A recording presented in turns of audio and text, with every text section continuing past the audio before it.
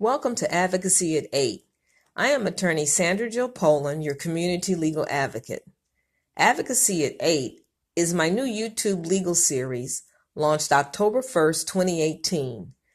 The legal education videos which make up this series will be posted daily on YouTube by 8 p.m.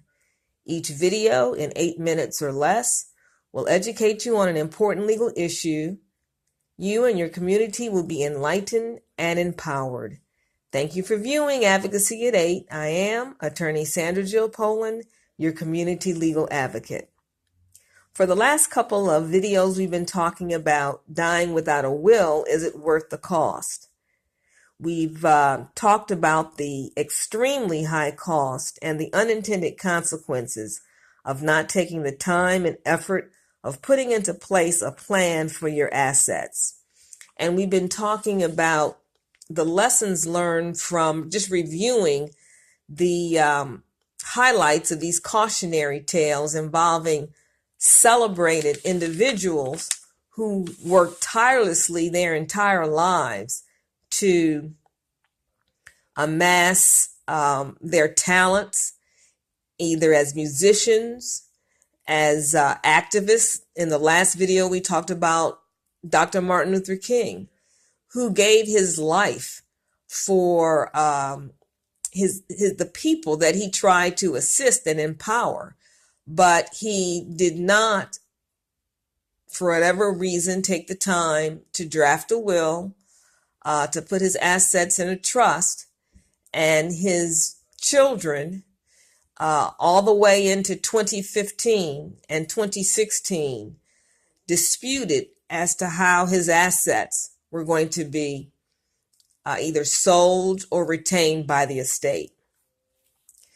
Lots of time spent, lots of resources spent, because there probably was not enough clear direction as to how to handle and administer these assets. So it's great to invest our entire lives trying to either assist people or to develop our gifts and talents. But once we have amassed those assets, then we need to take the further step to be accountable, to be responsible, to direct our loved ones as to specifics in regards to how each and every one of those assets is to be handled.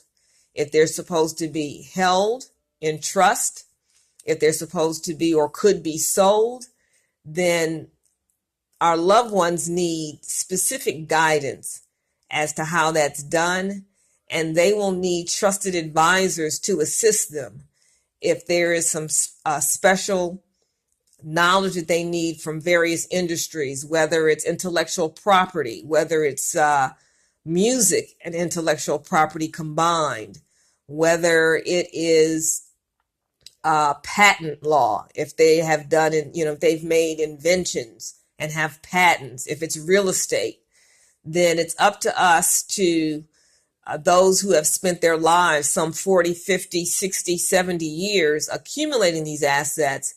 Then we need to introduce our loved one and beneficiaries to trusted advisors that will assist them once we're gone. Because not only do we want to use the time that we have wisely and amassing these assets, we don't want these assets that it's taken us 40, 50, 60, 70 years to accumulate to dissipate within a couple of years after our loved ones or our beneficiaries obtain them. Today, we're going to be talking about James Brown and how his estate is still being disputed 12 years after his death. Now, this is a situation where James Brown had a will, but it was not updated after he had married his last wife. And so this caused tremendous turmoil and raised a lot of issues that had to be litigated and resolved.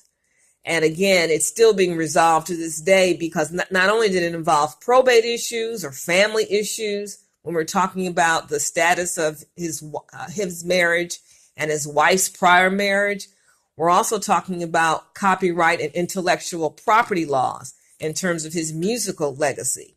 James Brown wrote and recorded at least 144 singles, 63 studio albums, 15 live albums. So like Prince, a lot of his estate is based on his extensive musical catalog. And so we're talking about the issues that it can impact this multi-million-dollar estate. And because these issues were not resolved, it was literally months before James Brown could be buried after he died Christmas Day 2006. And when he was buried, he was only buried in a temporary grave on one of his daughter's property, because there were still issues to be resolved as to whether he could be buried